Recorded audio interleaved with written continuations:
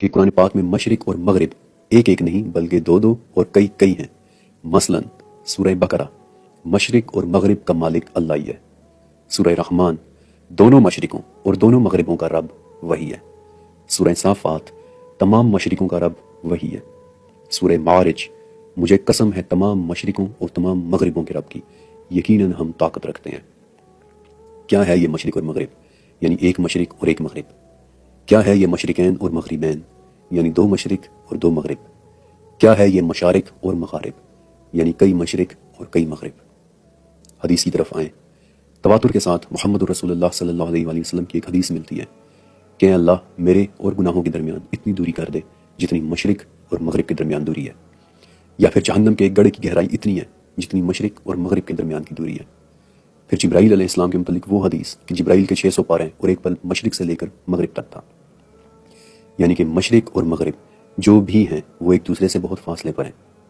پھر اسی تواتر کے ساتھ کچھ اور حدیث بھی ملتی ہیں کہ رات مشرق میں سے نکلتی ہے اور دن مغرب میں چلا جاتا ہے، یا پھر شیطان کے سر کا کونا مشرق سے نکلتا ہے، یا شیطان کا سینگ مشرق سے نکلتا ہے، یا شیطان کے دونوں سینگ مشرق سے نکلتے ہیں۔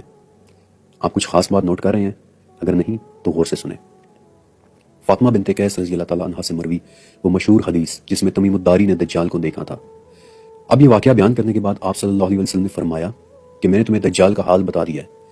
کیا وہ شام یا یمن کے سمندر میں ہے؟ نہیں، بلکہ وہ مشرق میں ہے، وہ مشرق میں ہے، وہ مشرق میں ہے، اور وہ مشرق سے نکلے گا۔ پھر قیامت کی بڑی نشانیوں میں سے ایک نشانی ایک بہت بڑی آگ ہے جو مشرق سے نکلے گی اور لوگوں کو مغرب کی طرف لے جائے گی۔ آپ کچھ نوٹ کر رہے ہیں؟ ہر نکلنے والی چیز مشرق سے نکل رہی ہے اور ہر جانے والی چیز مغرب میں جا رہی ہے۔ مشرق اور مغرب دروازوں کے نام ہیں۔ مشرق وہ دروازہ ہے جو ہر چیز کو نکالتا ہے، مغرب وہ دروازہ ہے جو ہر چیز کو اپنے اندر کھینچ لیتا ہے۔ مشرق اور مغرب، مشرقین اور مغربین، مشارق اور مغارب یہ دروازوں کے نام ہیں، آپس میں ایک دوسرے سے انٹر کنیکٹڈ دروازوں کے نام۔ مشرق وہ پراپرٹیز رکھنے والے دروازے ہیں جن میں سے چیزیں نکل آتی ہیں، وہ چیزوں کو ہماری دنیا کی طرف انٹر کر رہے ہیں۔ کسی دروازے سے رات نکل رہی ہے اور کسی سے دن، کسی سے دجال نکل رہا ہے اور کسی سے شیطان کا سینگ، کسی سے روشنی نکل رہی ہے اور کسی سے آگ۔ اور مغرب وہ پراپرٹیز رکھنے والے دروازے ہیں جو ہر چیز کو اپنے اندر کھینچ لیتے ہیں۔ مشرق اور مغرب یہ ایک نہیں، یہ کئی ہیں۔ کہیں یہ دو بڑے دروازے ہیں یعنی مشرق اور مغرب، کہیں یہ دو دو یعنی جوڑے کی صورت میں ہیں، انٹر کنیکٹڈ یعنی مشرقین اور مغربین، اور کہیں یہ کئی کئی دروازے ہیں جو اپنے اندر سے نکال رہے ہیں اور اپنے اندر کھینچ رہے ہیں یعنی مشارق اور مغارب۔ اور اللہ کے نبی نے ان دروازوں کی ہیئت، ان کی شیپ اور ان کا سائز بھی بتایا ہے، اور میں آپ کو اس شیپ اور سائز کے لیے کئی احادیث پڑھ کر بتاتا ہوں۔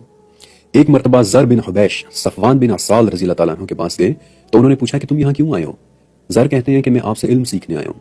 صفوان نے کہا کہ یہ تو اچھی بات ہے، طالب علم کے لیے تو فرشتے زمین پر اپنے پروں کو بچھا دیتے ہیں۔ پھر زر نے صفوان رضی اللہ تعالیٰ عنہ سے کچھ سوالات کیے جن کے صفوان نے جوابات بھی دیے، اور آخر میں زر نے صفوان سے پوچھا کہ کیا آپ نے کبھی نبی صلی اللہ علیہ وآلہ وسلم سے محبت اور چاہت کے متعلق بھی کچھ سنا ہے؟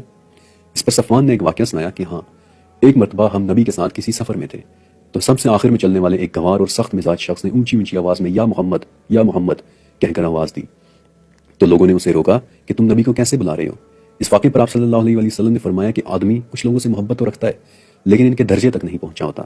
اور پھر صفوان نے زر رضی اللہ تعالیٰ عنہ کو یہ واقعہ سنانے کے بعد توبہ اور معافی کے متعلق احادیث بیان کی اور بتایا کہ اللہ نے مغرب میں ایک دروازہ رکھا ہے، یہ دروازہ تب سے کھلا ہوا ہے جب سے اللہ نے آسمانوں اور زمین کو بنایا ہے۔ اس دروازے کی چوڑائی، اس دروازے کا منہ اتنا بڑا ہے کہ وہ 70 سال کی مسافت ہے۔ یہ دروازہ کھلا ہوا ہے اور یہ تب تک کھلا رہے گا جب تک سورج ادھر سے نہ نکل آئے، اور یہ وہ دروازہ ہے جس سے جانے والی توبہ قبول کی جاتی ہے۔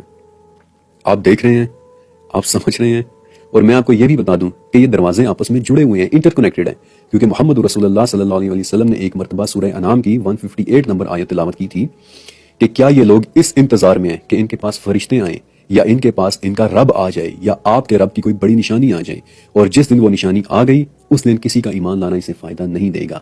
اور یہ آیت تلاوت کرنے کے بعد آپ نے فرمایا تھا کہ وہ نشانی سورج کا مغرب سے نکل آنا ہے۔ جس دن سورج مغرب سے نکلا اس کے ساتھ ہی توبہ کا دروازہ بند ہو جائے گا۔ آپ دیکھ رہے ہیں کہ کس طرح سورج کے مغرب نامی دروازے سے نکل آنے پر توبہ کا دروازہ بھی ڈسٹرب ہو کر بند ہو گیا، اور صرف توبہ کا دروازہ ہی بند نہیں ہوا بلکہ سورج کے مغرب سے نکلنے پر ایک اور دروازے نے بھی کھل جانا ہے، وہ دروازہ جس سے ایک جانور ہماری دنیا میں نکل آئے گا، زمین کا وہ جانور جو انسانوں سے باتیں کرے گا اور جس کا ذکر سورہ نمل میں ہے، دابۃ الارض، کہ ہم ان کے لیے زمین سے ایک جانور نکالیں گے جو ان سے باتیں کرے گا۔ حدیث کے مطابق اس جانور کا نکلنا سورج کے مغرب سے نکلنے کے ساتھ مشروط ہے۔ لیکن کیوں؟ کیونکہ یہ دروازے آپس میں ایک دوسرے کے ساتھ انٹر کنیکٹڈ ہیں۔ ایک کے ڈسٹرب ہونے کا مطلب ہے تمام دروازوں کا ڈسٹرب ہو جانا۔ اور میں آپ کو ایک اور بات بھی بتاتا ہوں، ایک حدیث کے جس میں اس دروازے کی شیپ بتائی گئی ہے۔